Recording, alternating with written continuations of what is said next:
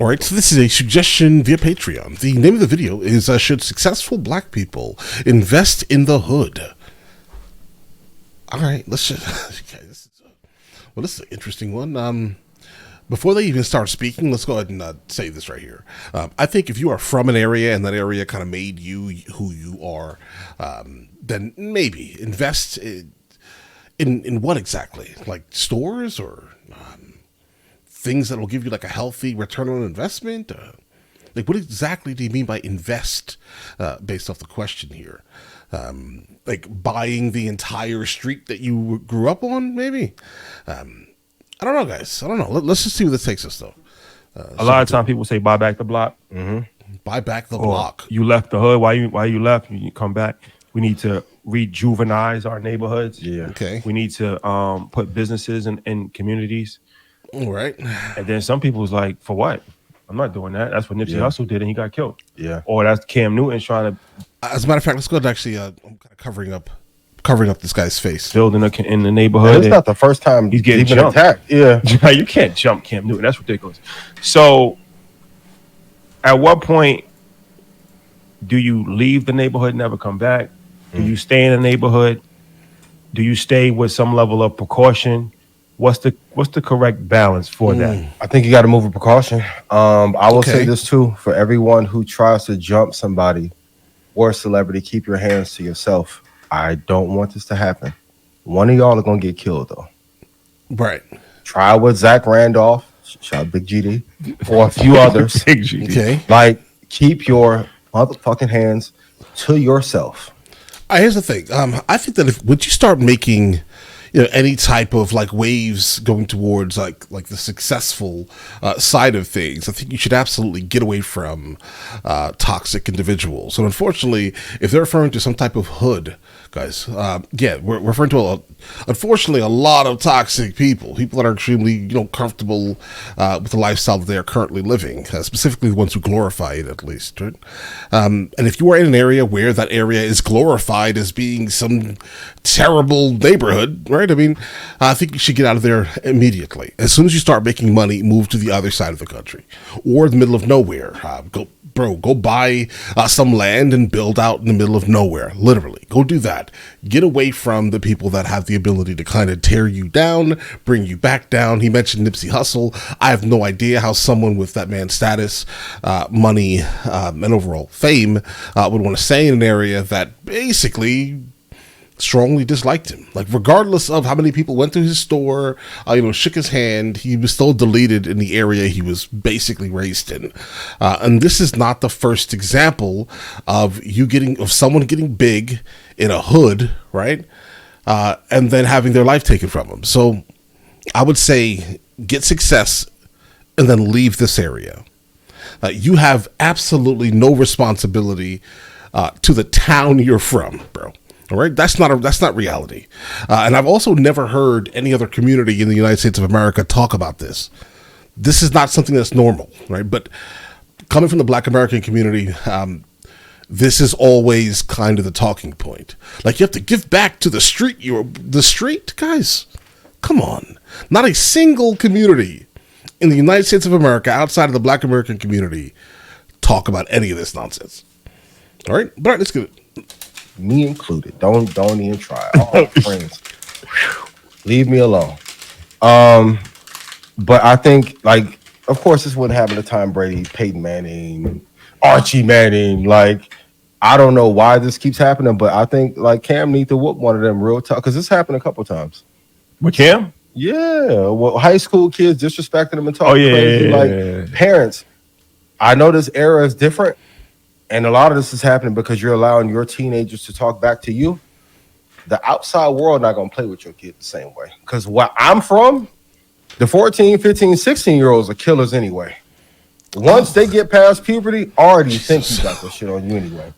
430 round to 400 round. Okay. Be careful. But wherever he is from, don't go there. All right. Now, guys, listen, keep this in mind. I am not from the hood. All right. I can tell you this right now. I've never been I've driven through a hood, right? But I've never actually stopped in a hood before, bro. All right. That is not my existence. I'm from Long Island, New York.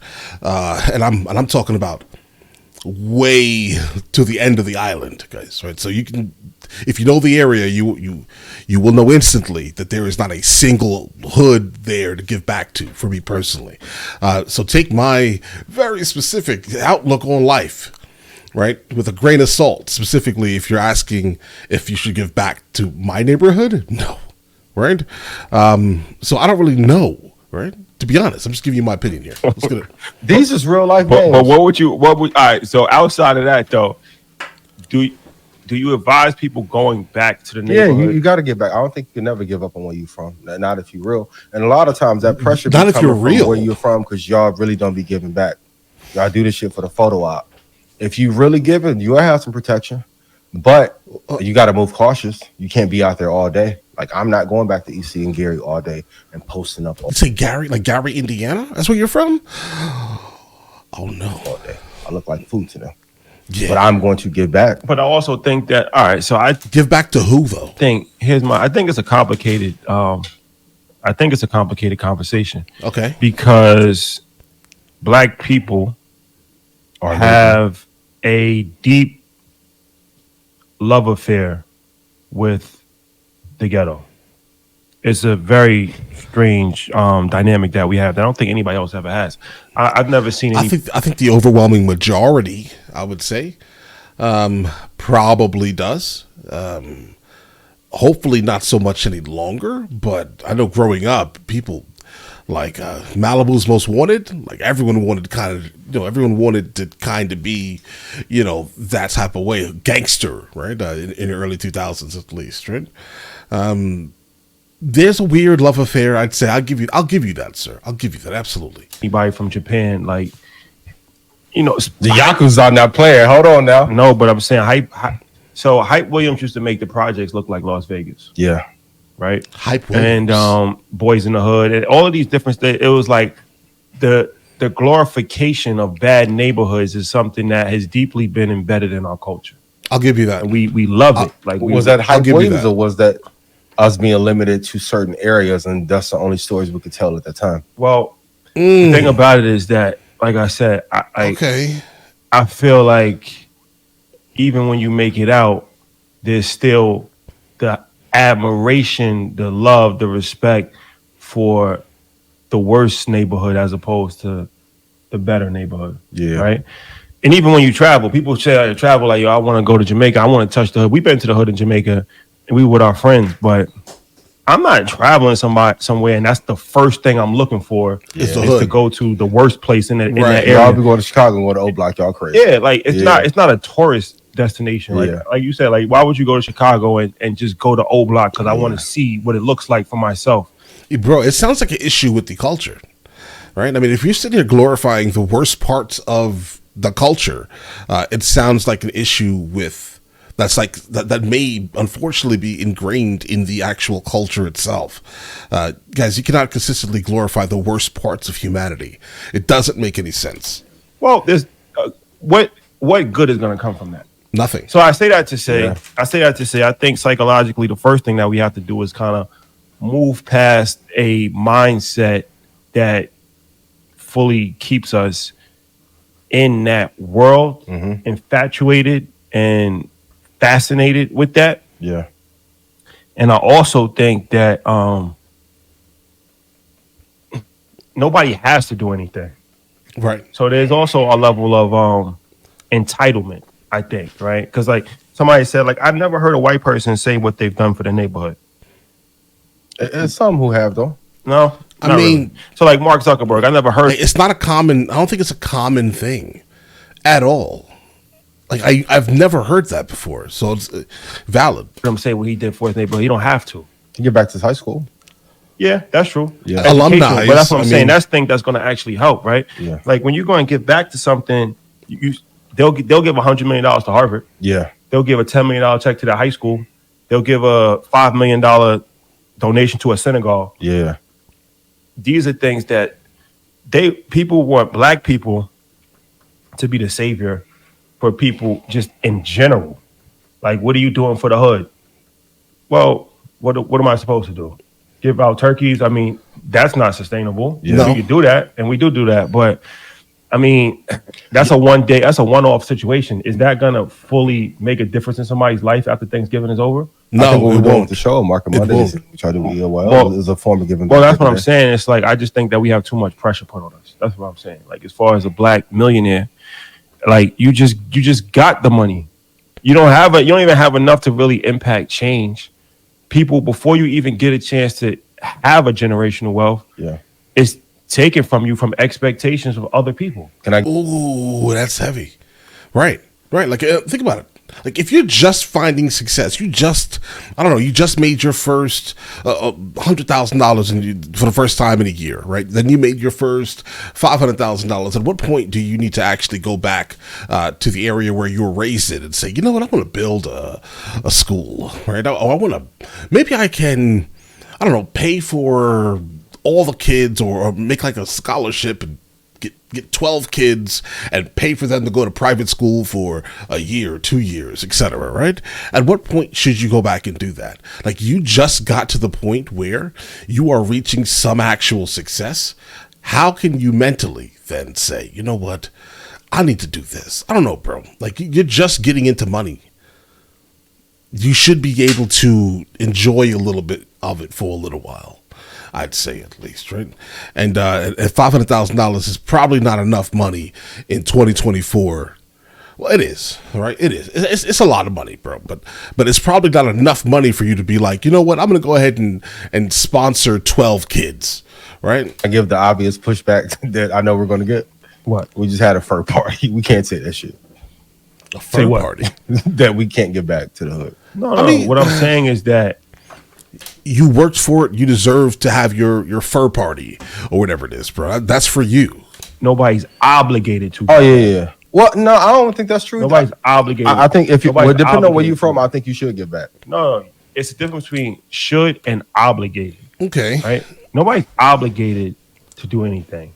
Of course, every human being should want to help other people. Yeah, that's fair. Out of humanity, right? Right. That's how we all Right. move forward in humanity. But what I'm saying is that it's just the pressure of somebody that makes it out of a neighborhood and they're looked at as like, damn, you haven't done anything for this neighborhood.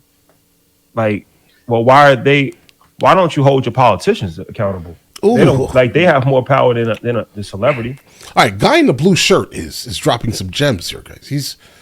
Listen to him. Like, what is a celebrity really going to do for the neighborhood? Even if he does millions of dollars and builds a community center, right? It still has to be run by people, right? They don't have the power to clean up the street. They don't have the power to fix potholes. These are all things that there's millions of dollars in the city budget that gets misused every single year. So I think that we will look at a rapper and hold him more accountable than we hold the mayor. Than we hold the elected official. The rapper is selling themselves on being from River Park or Yonkers or Chicago or St. Louis. Because that's where he's from. That's where they're from. The politician. So if you're stamping this shit and saying I'm from here, but the politician's job is to actually do something. The rapper's job is I think the rapper's job and our job is the rapper's job is to entertain people and tell stories and make words. I think you said, listen, Ron. This is my thought. You can either feed the wolves or have the wolves come to your motherfucking house. Okay, but that's not true. Or you can just ignore the wolves, right? I mean, go far enough away. Trust me, bro. They can't get there. If they can get there, they can get out of where they're from. All right. And I don't want to sound so callous, but ignore them. True, because ignore the wolves. Nipsey Hussle's a perfect example of that. He's somebody that's probably one of the realest people of all time that stayed in his neighborhood, that opened up businesses, that fed his people, that to his demise had his whole community with him every single way that he went. This is his whole brand. Yeah. And he got killed by somebody from his neighborhood. Right. 9 times out of 10, you're gonna end up getting jealous. 9 times out of 10, you're gonna end up getting killed by people that you know. This is even in gang life. Like, most Crips get killed by Crips. Most Bloods get killed by Bloods. It's violence. That's crazy. So it's like you're gonna have animosity and hatred from the people that know you the most. But you're not going. But the community in that set different. Now I don't want to go here, but that's anyway. The community in the set is dramatically different. Chinks Drugs got killed in his neighborhood in Queens, right?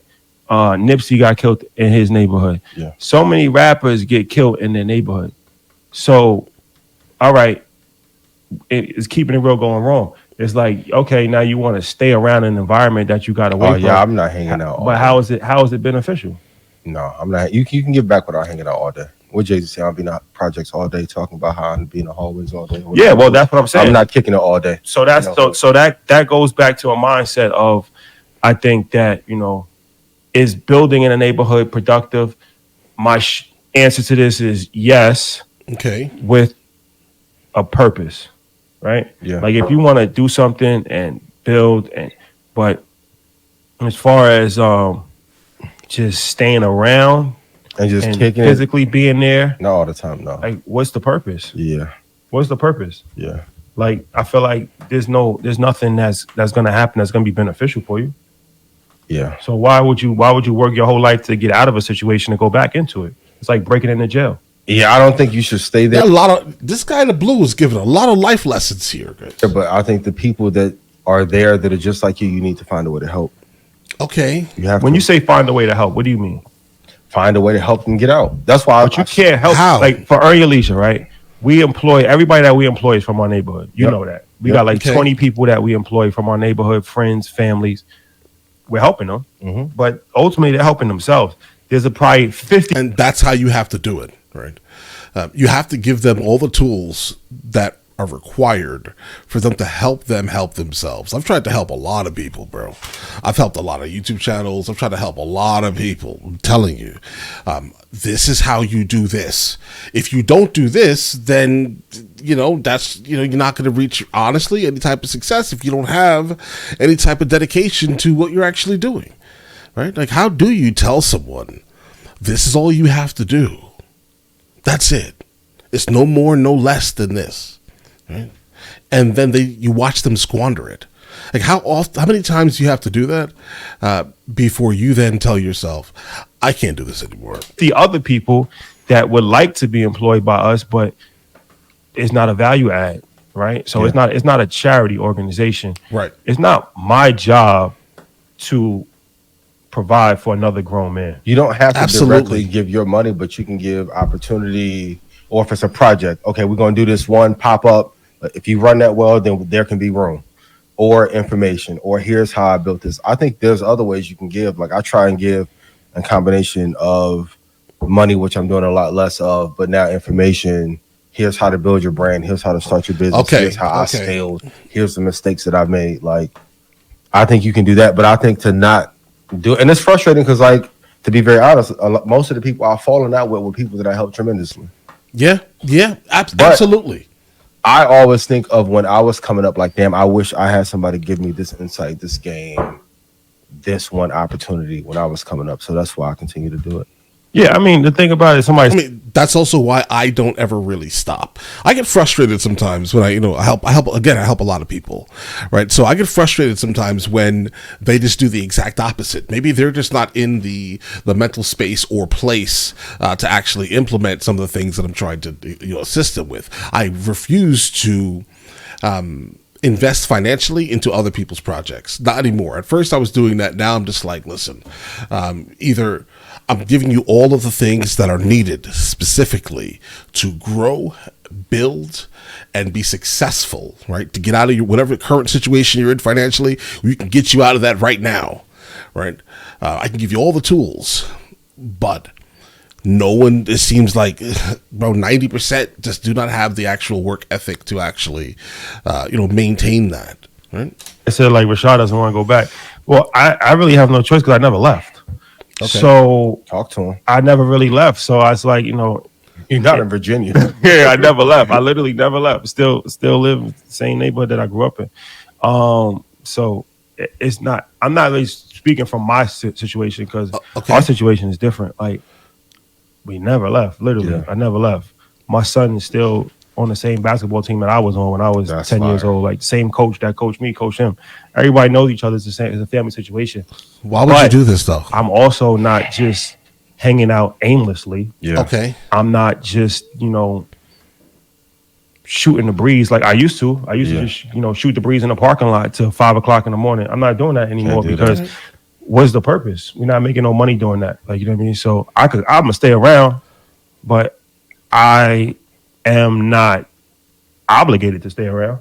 A lot of times, right? So when it comes down to a lot of these things, again, I think, we are literally, Black Americans are like the only community that for some reason is like, they're constantly asked, what are you going to do for where you were raised, right?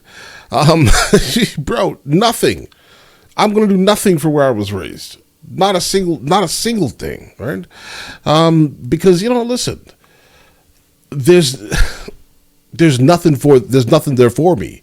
I mean, I can go back there, right? Hang out with some of the old friends that are, doing the same thing or not doing the same things that they used to be doing, guys, right? But I'm going to do nothing for it, right? Nothing. I can help someone, reach success in very specific fields, right? It's up to them if they actually want to follow it. I'm not going to like babysit your success because, I don't know, guys. But listen, the video was great. The conversation was a great conversation to be kind of a fly on the wall at, guys, right? But listen, you guys all have an absolutely amazing day. Enjoy your day thoroughly. Guys, before we go, are you guys subscribed to the other channels? Logical Movie Reviews with Mr. L. Boyd along with Mr. L. Boyd Music. Both are found in the description. Check it out.